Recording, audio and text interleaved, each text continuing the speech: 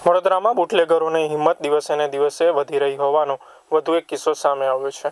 દંતેશ્વરમાં રહેતો એક બુટલેગર ગોવામાંથી વિદેશી દારૂ ભરેલી કાર લઈને વડોદરા આવી રહ્યો હોવાની ચોક્કસ બાતમીના આધારે પીસીબી પોલીસે કાર્યવાહી કરી હતી। બુટલેગરે પોલીસને ગોથે ચડાવવા માટે કારમાં ખાસ રીતે બનાવેલી 3 ગુપ્ત ટાંકીઓ તૈયાર કરી હતી, જેમાં મોટી માત્રામાં વિદેશી દારૂ છુપાવવામાં આવ્યો હતો। સામાન્ય તપાસમાં દારૂ નજરે ન પડે એ હેતુથી આ ટ્રીક અપનાવવામાં આવી હતી। પીસીબી પોલીસે તરસાલી શાક માર્કેટ પાસે શંકાસ્પદ કારને રોકી તલાશી લેતા કારમાંથી મોટી માત્રામાં વિદેશી દારૂ મળી આવ્યો હતો।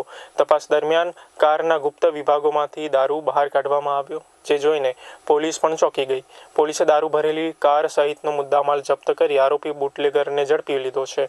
અગાઉ પણ આવી રીતે દારૂની હેરાફેરી કરવામાં આવી હતી કે નહીં અને આ પાછળ કોઈ મોટું નેટવર્ક તો નથી ને, તે દિશામાં તપાસ ચાલી રહી છે।